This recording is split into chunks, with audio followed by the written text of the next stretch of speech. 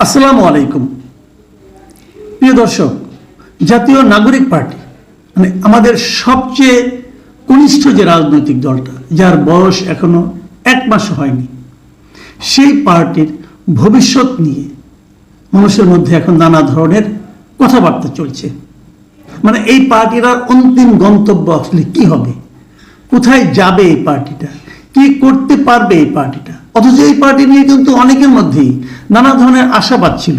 তারা হয়তো ভেবেছিলেন এই পার্টি হয়তো আমাদের নতুন, বাইরে তৃতীয় কোনো রাজনৈতিক পছন্দ পাচ্ছিলাম না, তৃতীয় কোনো রাজনৈতিক দলকে চিন্তা করতে পারছিলাম না। তখন এই পার্টির উদ্ভব, এই পার্টির যাত্রা আমাদেরকে আশান্বিত করবে, এটাই স্বাভাবিক ছিল। কিন্তু সেটা কিন্তু হোঁচট খাচ্ছে। শুরুতে যখন তারা যাত্রা শুরু করেছিল, আমরা কিন্তু ভেবেছিলাম এই পার্টি হবে একটা নতুন চিন্তার দল, এই পার্টি হবে মেধাবী ছাত্র তরুণদের দল, এই পার্টি হবে একটা সৎ মানুষের দল, এই পার্টি হবে একটা ট্রান্সপারেন্ট দল। কিন্তু আমাদের সেই প্রত্যাশা কিন্তু একেবারে শুরুতে তারা যে জনসভাটা করেছিল সংসদ ভবনের সামনে, সেখানে কিন্তু প্রথম হোঁচটটা খাওয়া শুরু করেছে।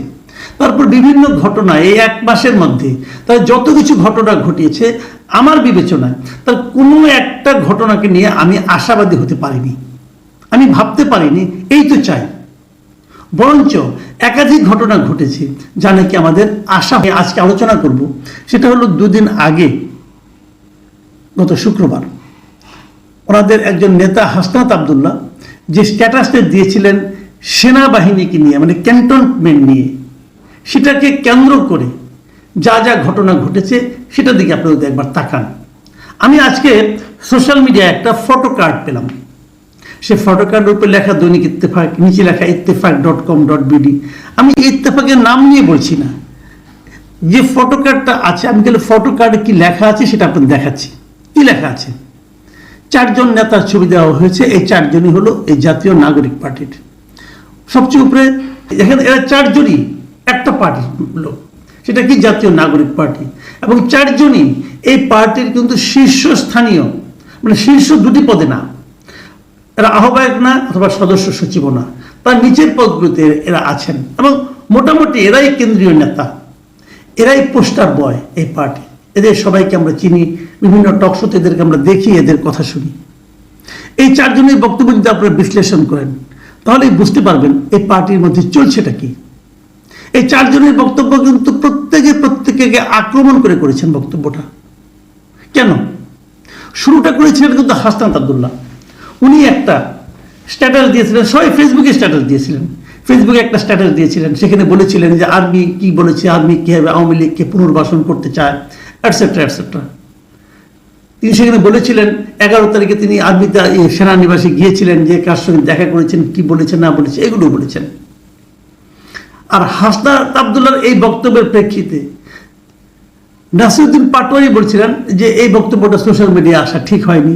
এবং উনি আরেকটা কথা বলেছেন সেখানে, যে এই বক্তব্যটা শিষ্টাচার বিবর্জিত। তারপরে আবার সার্জিস আজকে একটা স্ট্যাটাস দিয়েছে, ওটা আমি আপনাদের একটু করে পড়ে শোনাবো যদি সময় পাই। সেখানে তিনি যে কথাটা বলেছেন, উনি কিন্তু হাসনাতের অনেক বক্তব্যের সঙ্গে একমত হননি। সেই পয়েন্টগুলো আমি আসবো। এবং তার প্রেক্ষিতে হান্নান মাসুদ বলেছেন, এই যে একমত হননি হাসনাতের সঙ্গে সার্জিস, এইখানে যে বিরোধটা, এই বিরোধে নিশ্চিতভাবে বোঝা যাচ্ছে যে 2 জনের মধ্যে যে কোনো একজন মিথ্যা বলেছেন। মানে সবচেয়ে নিরাপদ জায়গায় আছেন কিন্তু হান্নান মাসুদ। কথাটা সত্য, 2 জন লোক যদি 2 কথা বলে, একজন তো মিথ্যা অবশ্যই বলছেন, কোনো সন্দেহ নাই। তো উনি সবচেয়ে নিরাপদ জায়গায় একটা মন্তব্য করেছেন। কিন্তু আমার প্রশ্নটা হলো, এই মন্তব্যগুলি এখন বাইরে হলো কেন? এই মন্তব্যগুলো পাবলিক হচ্ছে কেন? এই প্রশ্নটা কিন্তু খুব জরুরি। আমি বরং সার্জিসের যে বিশাল স্ট্যাটাসটা, সেটা সম্পর্কে আপনাদের একটু ধারণা দিতে চাই। এটা কিন্তু অনেক বড় স্ট্যাটাস, প্রায় 839 ওয়ার্ডের আমি একটা স্ট্যাটাস পেয়েছি। তার মানে বিশাল একটা স্ট্যাটাস। তো এত বড় স্ট্যাটাস সাধারণত আমি কখনো দিইনি আমার জীবনে। তো সেখানে উনি কি লিখেছেন? অনেক কথা লিখেছেন। যে সেই দিন হাসনাতের সঙ্গে সার্জিস বলছেন যে আমিও ছিলাম, আমাদেরকে কেউ ডাকেনি, আমরা বরং সেনাপ্রধানের সঙ্গে দেখা করতে চেয়েছিলাম, এই জন্য আমাদের সঙ্গে দেখা হয়েছে। সেনাপ্রধান ছিলেন, আমরা ছিলাম, সেখানে অনেক কথা হয়েছে। এবং সেই কথাগুলোকে আমি একটু পড়ে শুনি একটা লাইনটা, যে রিফাইন্ড আওয়ামী লীগের জন্য চাপ দেওয়ার কমার মধ্যে চাপ দেওয়ার যে বিষয়টি এসেছে, সেখানে চাপ দেওয়া হয়েছে এমনটি আমার মনে হয়নি। হাসনাত বলছেন চাপ দেওয়া হয়েছিল রিফাইন্ড আওয়ামী লীগ করার জন্য, সার্জিস বলছেন যে ওটা চাপ দেওয়া হয়েছিল এরকমটা ওনার মনে। রিফাইন্ড আওয়ামী লীগ, সাবের হোসেন, শিরিন শারমিন চৌধুরী, সোহেল তাজ এসব নিয়ে কথা হয়েছিল। সোহেল তাজ কিন্তু এই নামটা কিন্তু আমরা নতুন পেলাম, কারণ হাসনাতের বক্তব্যে, হাসনাতের যে স্ট্যাটাস, সেখানে সোহেল তাজের নামটা উল্লেখ ছিল না, বরং সেখানে ছিল কাজী শেখ তাপসের নাম। ঢাকার যে দক্ষিণের মেয়র ছিল সেই তাপসের নাম ছিল। তো আমি নিজেও বলেছিলাম যে তাপস কীভাবে রিফাইন্ড আওয়ামী লীগ করবে, সে তো দুর্নীতিবাজ, একদম শিরোমণি, সে কীভাবে করবে। যাই হোক, এখন আবার সার্জিস বলছেন যে না, সোহেল তাজের কথা বলছেন, তো এই জায়গাটা কিন্তু একটু মিলছে না, এরকম হতে পারে।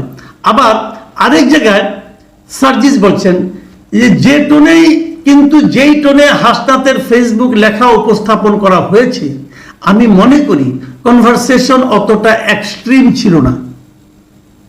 এই জায়গাটা কিন্তু খুব ইম্পর্টেন্ট। একই কথা আপনি নানাভাবে কিন্তু বলতে পারেন। সার্জিস বলছে আমাদের মধ্যে অনেক কথাই হয়েছে, যেগুলোকে হাসনাত বলেছেন তার অনেকগুলি মিল আছে, কিন্তু হাসনাত যেভাবে বলেছেন, যেভাবে উপস্থাপন করেছেন, মনে হয়েছে তাকে মতো ধমকাচ্ছিল আরবি, কিন্তু সার্জিস বলছে ব্যাপারটা তা না, অতটা এক্সট্রিম কনভারসেশন হয়নি, বুঝছেন।